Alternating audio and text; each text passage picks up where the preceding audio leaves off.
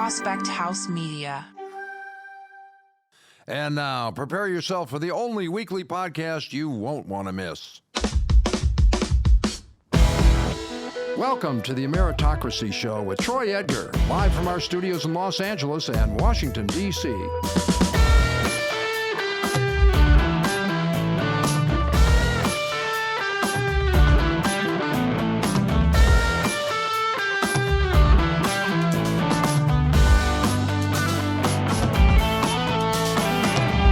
Hey everybody, I am Troy Edgar and welcome to the Ameritocracy Show. Thank you for tuning in and checking it out. It is greatly appreciated. This podcast examines the conditions for personal and economic growth and opportunity across America.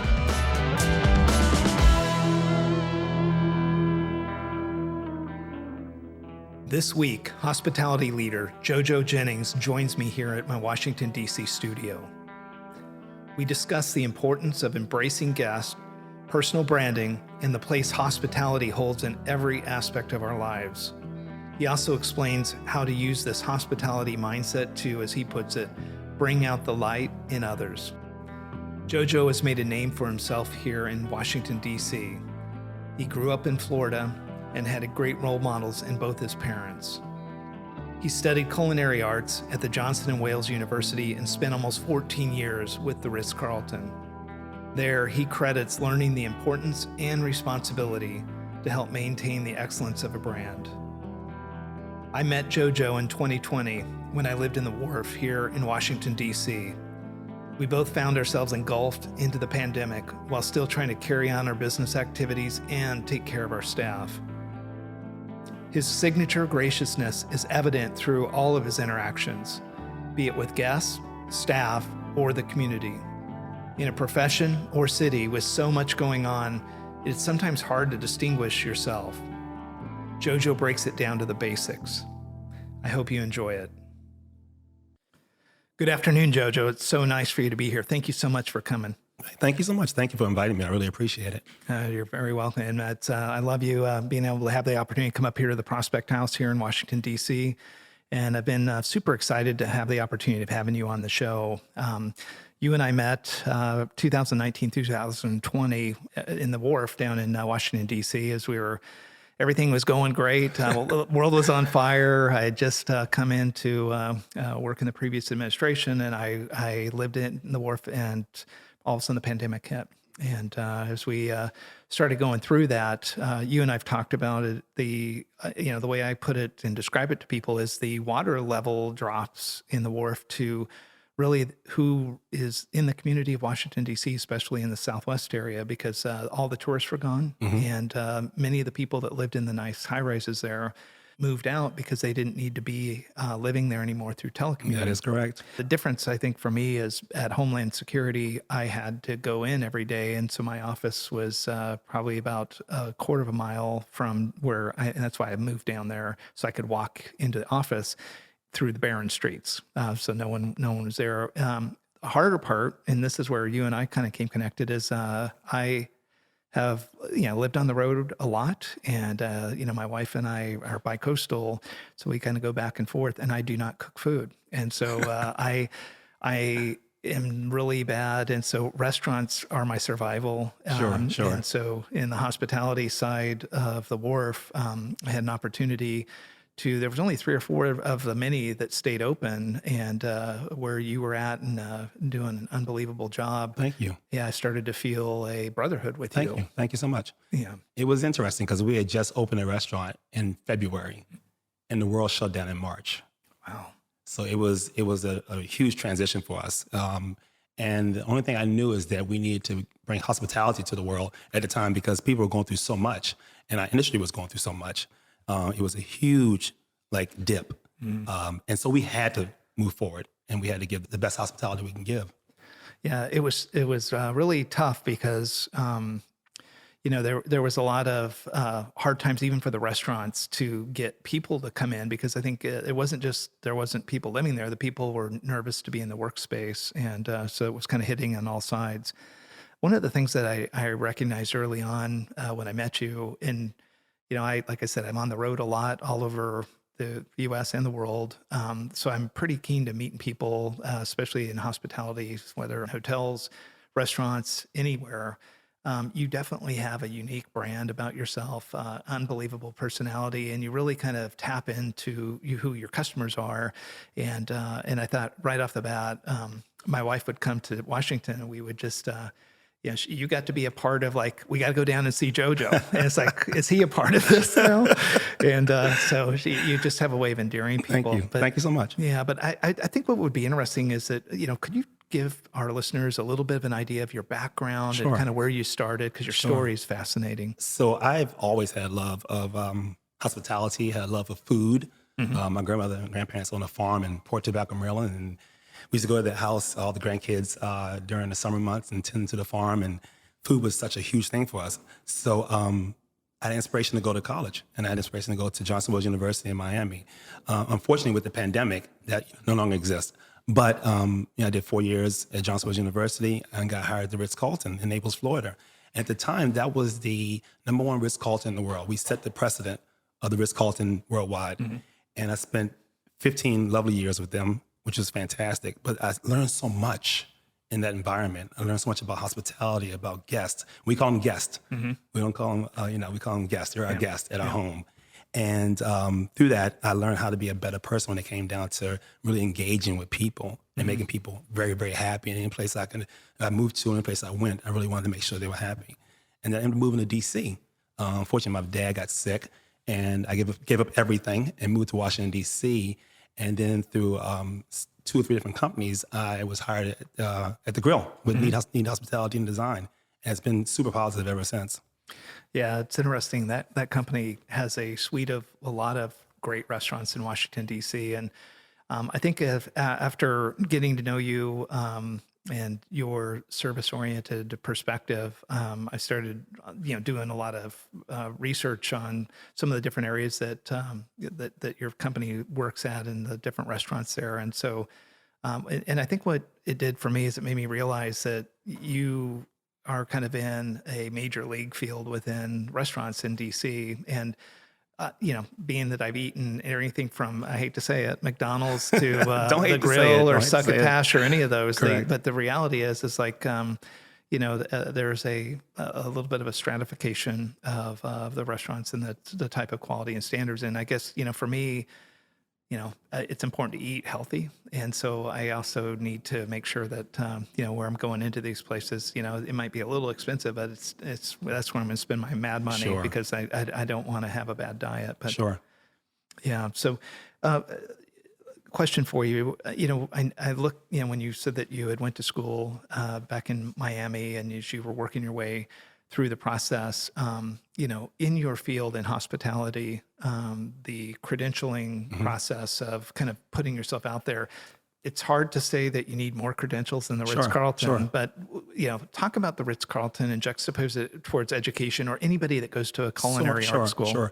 So what happened was there was a time when you can go into the business, hospitality, and you didn't need a degree. Then there was a time in 1999, 2000, Ritz-Carlton, from a corporate standpoint, wanted degrees from everybody. They wanted you to have a bachelor's of culinary arts. They wanted you to have a bachelor's in hospitality. They wanted you to have a bachelor's in business or an associate's.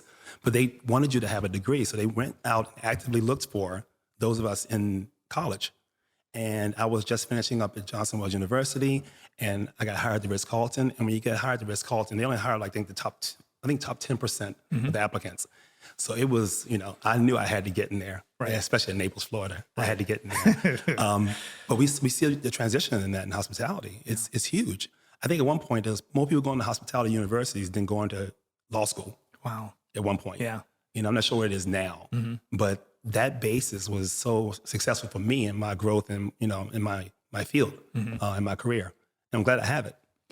So when you were working your way through the Ritz-Carlton, I noticed that a couple different jobs, concierge, working through the different restaurant, different areas of the business. Talk a little bit about your mindset and the way that you treat guests, and as you put it in your terms, because that's whatever happened back then, I have been a benefactor of the way you treat guests. And it, like I said, it's something I think my listeners would be very interested in. So in the field now, hospitality-driven field in the Ritz-Carlton, they really teach you the basis, the foundation of how to give guests the best service possible. And it's a culture. Mm-hmm. It's a culture in the Ritz-Carlton. And either you're part of the culture or you're not part of the culture, you know? Mm-hmm. That was my foundation. I had a mentor named Chef Lawrence McFadden, who was amazing, is amazing to this day. And he kept pushing that towards me as well. You know, how can we give the guests the best possible service possible? And they would ask me, you know, how do you treat guests the way you treat guests, Jojo? Like, what is the connection you have with them? And I think I told you before, I used to look at guests and say, what do I want on that end of the aisle? What do I want at that table? What do I want at the concierge desk? Or what do I want at the front desk? So that was my basis from a corporate level, training, and then my personal basis is what do I need to do to make sure that person is having the best time of their life? And I looked at it as like, well, do I need to have the best time of my life if I was that person? Or if it was my mother, or if it was my father? And that's where I think that je ne sais quoi, that spark that you may have felt from me was like, how can I make your experience that much better? Right. Because you're coming into my property. You're coming in to see us, right? So when you walk through my door, you walk through my home. That's why we call you guests. You walk through my home, right? When you're in my home, I want to make sure you're happy. And that's what hospitality has to be. Has to be where I'm fulfilling a need for my guest who is my family member or who is my cousin, who is my mother or father. How can I make them feel comfortable? Or who maybe, it may be me. How do I feel about that? Yeah. You and I've had a discussion outside of off mic, and a lot of people try to see and bottle the branding of really guest relations and being able to, and I told you I look at this much bigger than hospitality. I'm in the consulting business where we have to take care of our clients. I was in city government for a long time. You got to take care of your constituents, and a big part of it is, I think, how do you handle that first moment you meet them is so important. And I remember you telling me from a perspective of how do you look at your guests to kind of, when you were getting asked to bottle up, how do I do this? How would you say to look at your guests? When I was at the Ritz-Carlton, they asked me to teach a class on hospitality and how do I have that connection with people instantly. Because you get, like, in the first, 30 seconds, people judge you. So you have 30 seconds to kind of make a good impression. First and foremost, be natural, be yourself. But more importantly, again, you treat people like you want to be treated. And that's a cliche, but actually it's 100% true. It's 100% true. We forget that sometimes in hospitality. So I told my boss at the time, I said, that's gonna be a difficult thing to do for me to teach that class. It's gonna last about 7 minutes. I'm gonna go to the front of the room. Yeah. I'm gonna say, my name is Jojo Jennings. I am the concierge at the Ritz-Carlton. I was asked to teach this class about hospitality and how I instantly connect with guests. This is how I do it. I treat you the way I want to be treated. I welcome you into my home, and I make you feel comfortable. Thank you very much for your time. I appreciate it. I'll move forward now. Yeah, oh, that's awesome. And that's some of the things I think are missing in hospitality. Yeah. People think you can bottle it up. You can put into a booklet. You can read about it and teach it. But either you have hospitality in yourself, in your DNA, or you don't. And people know when you don't. It's tangible. You can feel it.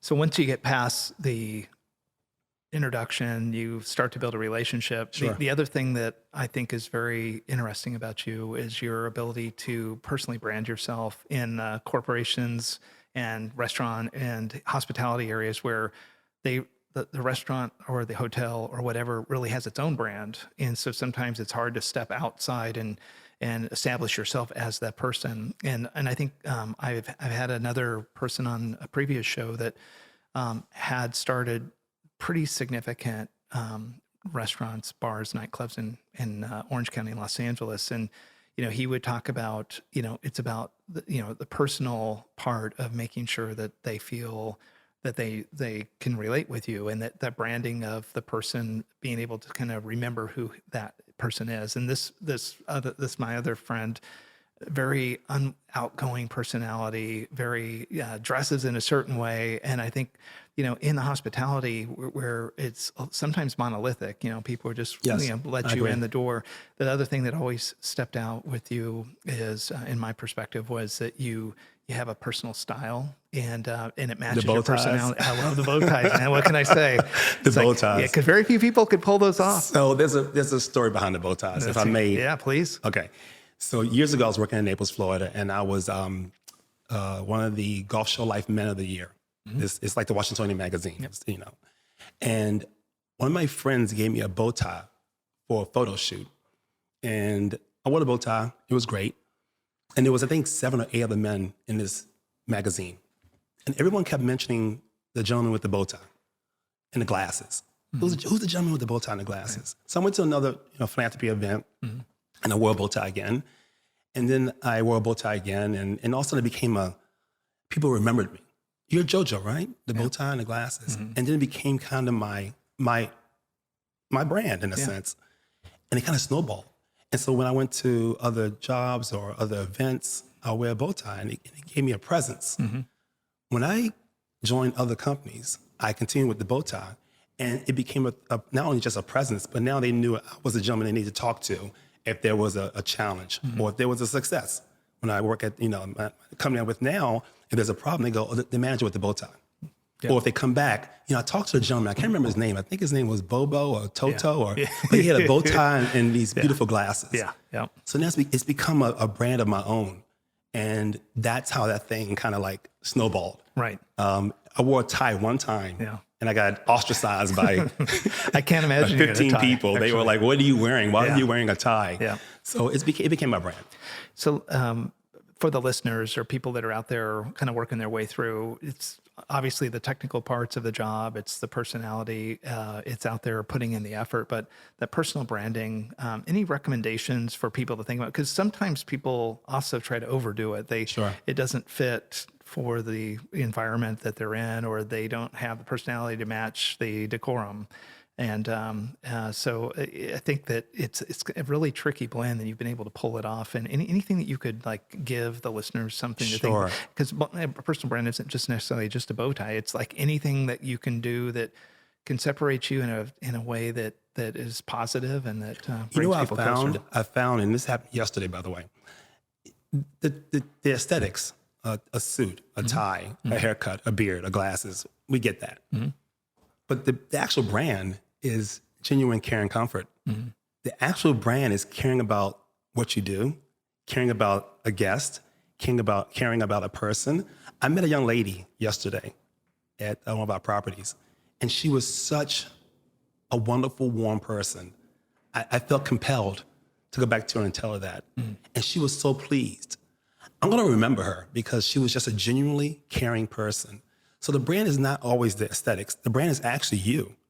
You walk into a room of 4,000 people and you're a leader, they're going to listen to what you say. But if you come off genuine, caring, comfort, and have the intelligence, they're going to remember the person. No matter if you're wearing a suit, no matter if you're wearing a bow tie, no matter if you're wearing a cape and it spins around in circles and it sparkles. They're going to remember the person and the genuine, caring, comfort of them giving what they give to you. That's the actual brand itself. Yeah. No, I love that.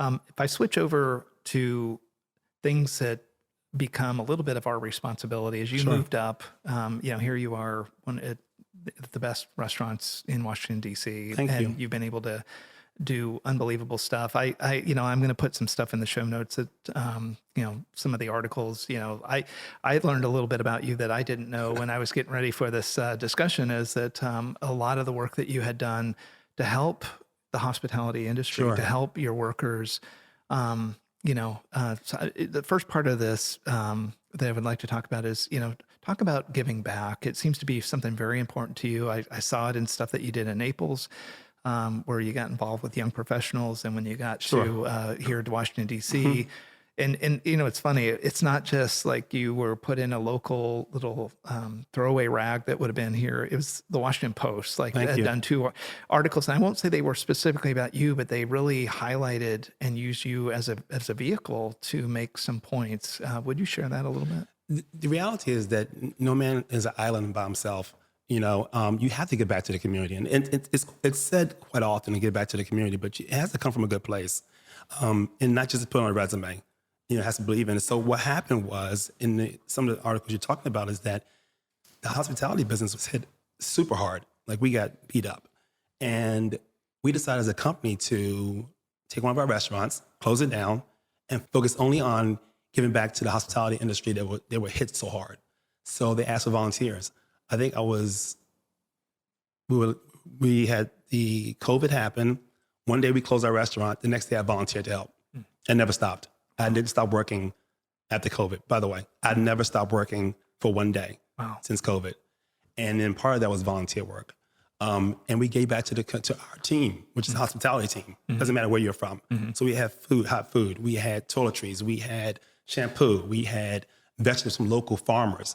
I drove to hotels and packed my car, my little SUV up with as much produce, which would either they was going to get rid of it or it was going to go to somebody. And I brought it back to Succotash down in Prime in DC. And we did that for a long period of time to get back to the community. It's so important to do that. And no matter what genre you're in, no matter what business you work in, it's important to give back to your community, whether it's local, state, or international, because it affects somebody else in a super positive way. You know what I mean? And it has to come from a good place. Again, it's not a resume builder. Right. You know? No, it's not a resume builder. But what it does is it's a domino effect.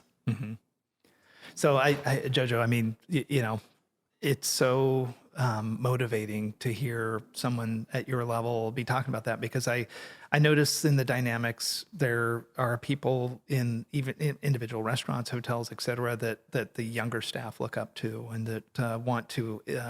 Some of them just don't care and they're just glad to have a job, and some of them try to emulate the people around them that actually set the example. What I wanted to talk about here at the last part of this is mentoring and being able to kind of go through and, so you said something earlier off mic, and I want to bring it into the conversation, which is, there's one part of it is mentoring and getting people, but it's the other part of making sure that mentoring, you make sure that the employee knows where they fit in. And like in an industry, as hard as hospitality, you're highlighting like two brands to me that were like really important.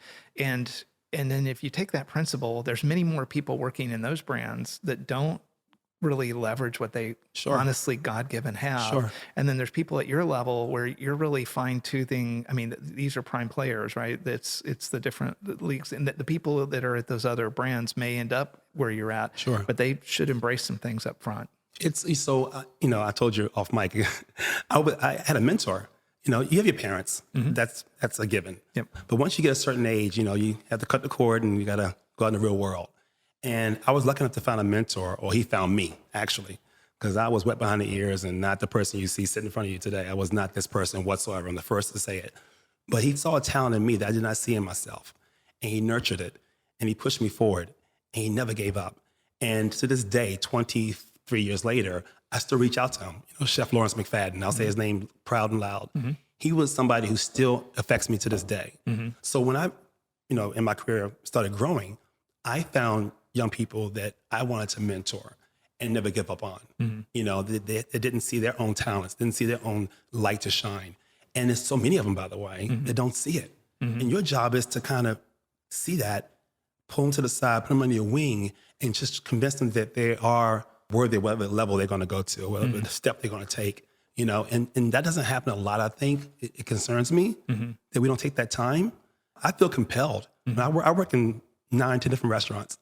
And every restaurant I go to, I'm compelled to find that one person that I think is just a superstar, but he or she doesn't see it. Right. And it takes time. It takes time. Sometimes they push you to the side. Sometimes they let you down. But I let my mentor down several times, and he never gave up. So I honor that. So I don't let them push me to the side. I still push to assist them and kind of mentor them without saying anything, through my actions, through my concerns, reaching out to them. I tell them my phone number is open 24 hours a day, 7 days a week. They can text me anytime they want to. I had to mentor a young man recently who made some poor decisions at work. And I called him at 6:30 in the morning and talked to him on the phone for an hour. And the mistake he made was something that, maybe should have been terminated. He's still with us today. And I talked to him last week and he was like, thank you. I said, don't thank me. Thank yourself. You're a talented young man. You made a poor decision one day and everybody gets a second chance. And I fought for that young man, and he's doing quite well. Yeah, and the two brands that we talked about, and I think the reason why I liked that the discussion a little bit off mic was that even in corporate America, where I am at, people forget, when you're at a company and you're representing that Sure. company, you get big companies like a McDonald's or, Coca-Cola. Coca-Cola, whatever, maybe. Yeah. So, I mean, the mindset, like it's, you walk into an establishment like that. Let's say you did, I don't know if you do, but let's say you walk in there, they're working for one of the largest companies in the world, and they just don't embody. Well, that comes from the manager. I mean, listen, the Ritz-Carlton tells us one thing when you work there. You represent the company inside and outside the workplace. Right. You learn that from Ritz-Carlton. You represent the company from the inside and outside the workplace. Too many times McDonald's is used as a metaphor for a joke per se. If you don't make it in this world, you're gonna work for McDonald's. Yeah. Well, in reality, McDonald's is a multi-billion-dollar, maybe trillion-dollar business. Yep. Coca-Cola is a mega company. I was telling you before, there's 2 brands that are known throughout the world. 2 brands without even knowing the language. Mm-hmm. I can drop into the jungles of any place and find a Coca-Cola or a McDonald's wrapper, unfortunately, in that sense, in that story. But the person who lives there can tell you that's McDonald's. They can tell you that's Coca-Cola. Mm-hmm. What we don't do in McDonald's, what concerns me, is that we don't tell the team or make them feel like they're working for a major conglomerate. Right. That they're working for a major company that changes the world in a sense. It provides jobs, housing, income. Yep. You can go to McDonald's and start as a person working the line making, I don't know, $10 an hour. You can own 10 McDonald's within a decade and be a successful business person. Mm-hmm. These are the things we're not teaching them when people go to work at McDonald's, young people. We should be teaching them that. We should empower them that they're working for a major conglomerate, the largest franchise restaurant in the planet Earth. Right. Not just McDonald's. Yeah. Does that make sense? No, it absolutely does. When you look across the hospitality and you see the successes you've had, if we just kind of shift out of that industry just to people in general, anything that you would like to leave the listeners with that might be helpful, whether it's your origin story of finding your way into where you've been able to establish yourself in this market, whether certain principles or things that you've picked up along the way that might be helpful for somebody that looks at you as an example. There's one thing we forget is that we all are doing hospitality. Whether you work for Big Pharma, whether you work in government, whether you work as a lawyer on Capitol Hill, it's all hospitality. Mm-hmm. It's all hospitality. It all covers all genres of work. It covers everything. What I've learned is that when I go into a new restaurant, I go to a new company, when I go out into my private life, I use hospitality in every aspect of it. And the rewards I get back are very wonderful. Mm-hmm. That makes sense? Mm-hmm. So I take that everywhere I go. And we need to teach that hospitality comes from personal choice. It comes from a choice where when I go to visit somebody in the hospital and I go to a company, I don't know, IBM maybe, whatever it may be, I'm hospitable from the moment I walk through the door till I leave. Mm-hmm. And the results I get back from that are super positive. Mm-hmm. Do you know what I mean? Mm-hmm. Even if I'm having a bad day, I think about the other person's, how they feel. Mm-hmm. And I try to make sure I don't provide that negative energy when I walk through a door. Right. Hospitality covers all aspects of life.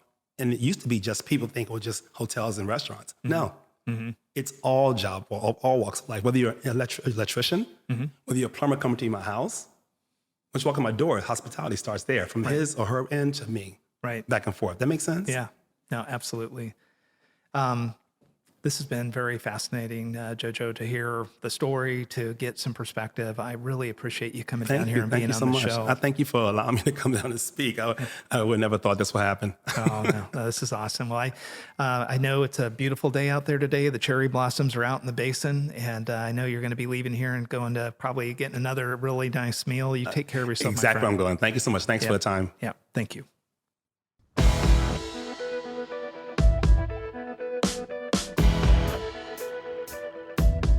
Thanks again for joining me today on the Ameritocracy Show.